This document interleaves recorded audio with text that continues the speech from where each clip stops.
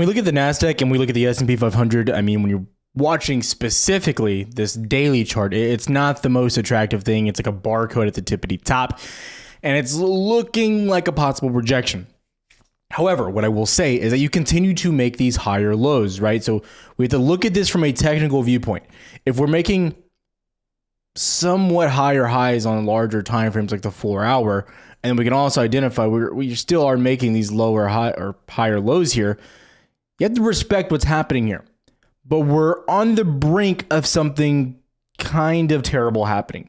Now, let's talk a little bit about what got us into this situation, because if we look at what's happened over the past few days and weeks, I can break it down for you. Basically, we moved down. We had Powell talking to the Senate, talking to the House, really hammered us. We expected a 50-point BPS hike. And then, plot twist, we have the financial demise of some of these big banks. Okay, and for some reason, tech shot up, which this is the Nasdaq. We can look at ES. There's not quite the same follow through. You're in that downward channel. Have a slight breakup right now, but not convincing to say the least. Now, on top of this, we have news coming out with statements such as there's no big risk in the financial sector. There's not a big concern. We still look very healthy. And then you have data coming out telling you a different story. The U.S.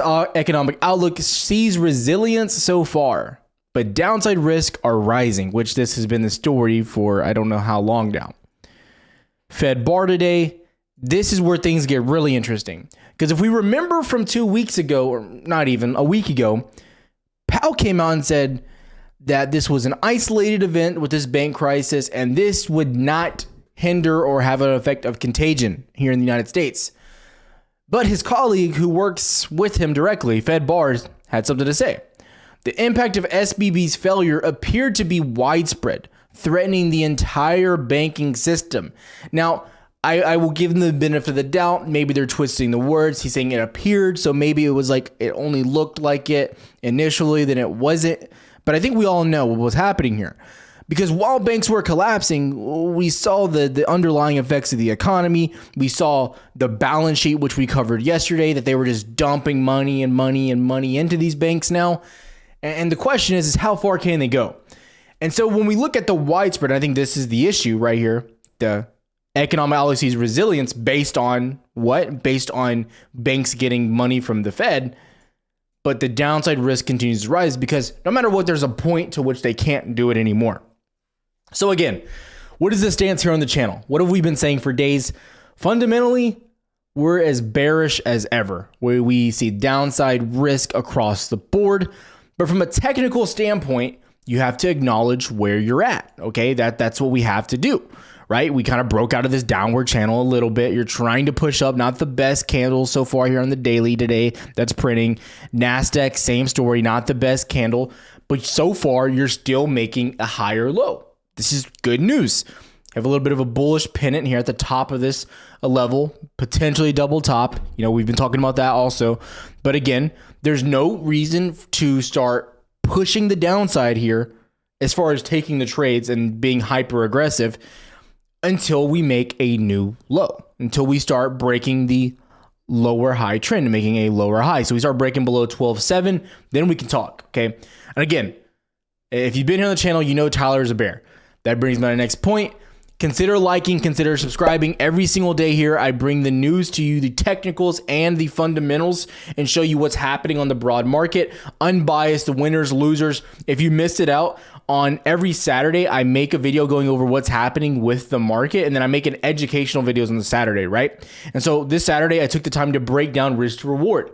You know, how much I lost on one of these trades on Tesla, right? I show you the winners. I got to show you the losers. That's part of transparency. Let's dive back in.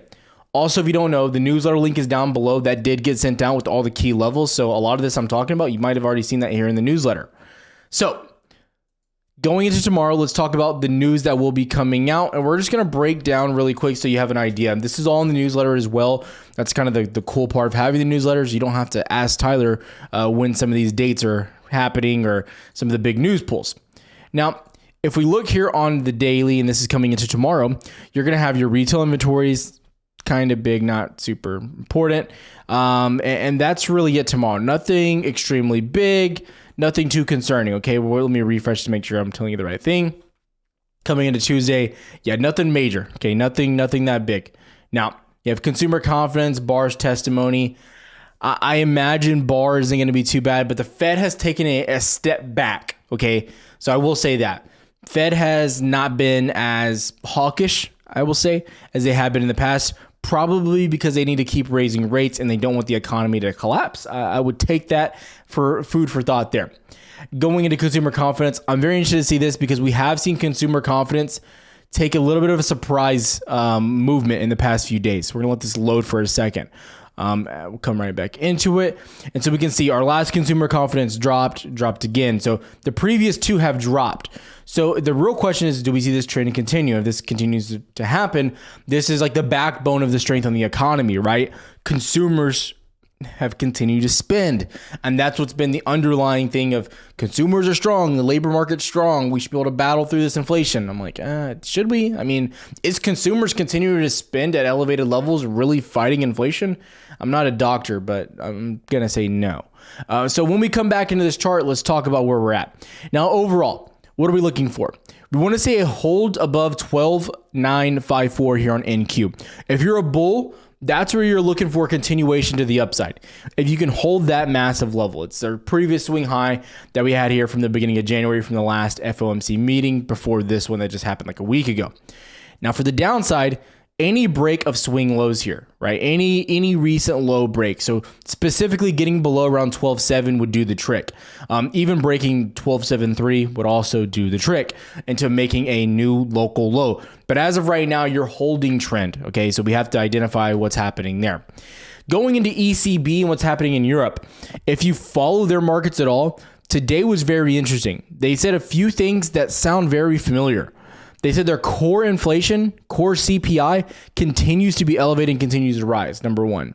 Number two, they said their labor market is extremely hot and shows no sign of cooling, and that they have to continue raising rates against inflation. Who does this remind us of?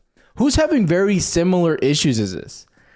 It seems like we are having the same issues as Europe, but we're not putting the same emphasis on them, even though they're having a lot of the same crisis as us, as far as banks collapsing, banks getting bought out, SVBs getting bought, Credit Suisse just got bought.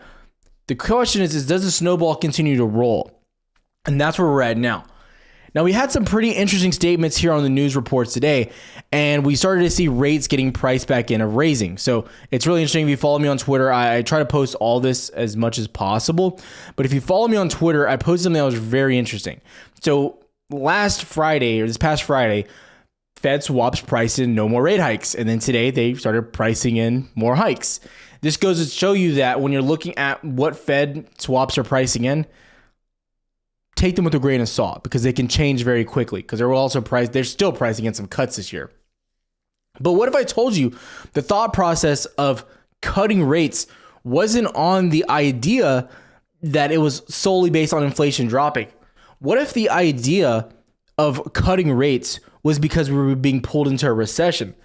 And that's where a lot of these big financial firms are putting this price at, is they're expecting us to be pulled into turmoil, that we're going to expect some downside. And we had a really good report here at the end of the day. I don't want to throw that in the video because it'll go on a whole nother different tangent. But if we look at what's happening, they're expecting more pain in the markets, and they're expecting the Fed to have to react to that pain by cutting rates. And I'm just like, guys, it's like the emotionally disconnected girlfriend, right? That has no idea or have any, self-awareness. She continues to go after the guy who clearly doesn't want her. Clearly she was being used. And I'm sorry if this is hitting home to anyone. It's hitting home to me because I have been the girl in this circumstance, as unbelievably that can be to relate to. Now, if we look at what's happening, she continues to go back to this idea that maybe there's a chance. Maybe there's a chance. But the Fed continues to say that, boyfriend, no, sweetie, there's not a chance. We have to stick to the plan. I don't care what happens. I don't care if banks collapse. We'll give them a few dollars. But ultimately, we have to continue raising rates, and we have to stick to our 2% goal. Equating this to the relationship term, There's no future of a relationship, sweetie. There was just one thing I wanted. That's where we're at right now. Okay. So you have to understand that. And that may seem ridiculous, whatever it may be. But again, what is coming out from these statements? And what have we been talking about? We've been talking about yields dropping, right? So yields had a very dramatic drop, obviously, with what happened to these banks. But now we're seeing a little bit of steam, a little bit of pickup. But what I will say is you're not out of the woodworks yet. We're not, full bull here on these yields yet. You're in this little bit of a downward channel trying to break out right now. We're starting to see them rise, though. We want to see the 2-year back above 4%. The 5-year needs to get back above 4%. Still has room to go. You're still in the downtrend. 10-year, they all look the same. Is that hilarious? Or is this the signs of a healthy yield pullback? No. If yields are pulling back, they'd be pulling back separately. The 10-year wouldn't fall at the same rate as the 2, 5, and 30. They all fell the same amount, and now they're all in the same pattern. Every single one of them. Actually, the 30-year looks probably the best. The 30-year is bouncing off the 200 SMA and pushing right back up. So again, I think yields, like I've been saying, give them some time. Don't run into them. Yields do not move like an equity. They're not going to just bounce right back up one day. They take time, okay? They're based off of bonds and they don't move like equities. So stop treating them like that. Going into our next subject, the DXY. A lot of people are asking about the DXY and what's happening here. The dollar will continue to be devalued. The yuan, everything in between continues to devalue the dollar. Okay. Ever since we did what we did with Russia and then China stepped in with the nuclear deal, go look at the timestamps of all this happening. The DXY has been greatly devalued. Okay. And there's been a large disconnect. So yes, I watched the DXY. Yes, I'm watching the dollar, but you need to understand if we look at this drop from the dollar from 105 all the way back down to 101, I'm just saying, does it constitute the same type of bounce you're getting here? No, it does not. Okay, because on the reality side, we dropped from 4,200 all the way down to 3,840 on this move here from February into March. The same time DXY started churning back to the upside. You would get the same relative move. So there's a disconnect on the broad market. You need to understand what's happening there. It's not the same connection. It's not a straight counter indicator. There's things that are moving it that are underlying based on fundamentals. The VIX, you're below 24. You pushed up, couldn't get up there. Monday, you pushed right back down. Nothing really great happening there. The VIX is below 24. What do we know? If you hold above 24, we have a lot of upward pressure expectations on VIX because every time it holds above the 24 region, we got to push to 30, 35. Really, a lot of pushes at 35. 30 is like a minimum target when you're holding that level, but that's where we're at. So again, what am I looking at on the broad spectrum of the market as well? The last thing I will mention too has been IWM, which I definitely think is very interesting. Based on IWM, really good day. Again, very good day. And I'm going somewhere with this. IWM, really nice bounce. You made a lower low, but you bounced right back up. Okay. There's a lot of indecision on the market as a whole. That's the biggest thing I can say. So over the past 2-3 videos, you're going to hear me say the same thing. As of right now, until we can break the structure and the trend that we have here on the Nasdaq, I can only say one thing. Be patient, okay? Where was I saying be patient before? Okay, let me give you a zoom out. Every time I've been screaming be patient, right? Where was it? Here. Sorry. Here. Down here when you hit the 200 SMA. And then I'm saying it up here. Be patient. These chop zones are not your friend. Wait till you get the breakout, trade the breakout, make the smart trade. Tight stops, reduce your risk. That's where you make your money. I can only say this so much. And I guarantee you, if you make a lower low here on the 12.7 region and you confirm and we start to get a real double top to where you start breaking back down, I will tell you right now, the money-making opportunity, you will not miss it. 100%. If you wait for confirmation, I still believe you have plenty of downside opportunity here on tech that you will not miss the play, even if you're being patient. Myself, if you're wondering what trades I'm in, I got a little bit of Jay's Tesla trade that he announced from, I believe, Friday. I think Friday on the live, he announced that he got into it, but he wasn't on the live. But it was it was a put for June. Plenty of time. And if you're going with any dated positions, I think you have to go dated. June's going to be your best friend, so I got an alert. Those are things you need to be watching. The last thing I want to talk about here before I let you guys out, today's video is a little bit short, is Bitcoin. Bitcoin, very interesting movement today. What happened here on Bitcoin? I do want to talk about this for a second. This morning we dropped. CZ Binance CEO got sued. By who? The United States. Okay. Binance CEO is sued by the derivatives watchdog for violations. Okay. There's been so many allegations against this guy, so you can go on and read all this if you want. I'm not even gonna waste the time here. But one thing that I was telling everyone, again, this is why I love Twitter, is because it just gives me a place where I can just rant and I don't really have to really worry about what anyone says or thinks. And when you're looking at what happened, I want to scroll really quick through this so you can see. And a lot of people aren't going to like this. They got really upset when I posted this the other day.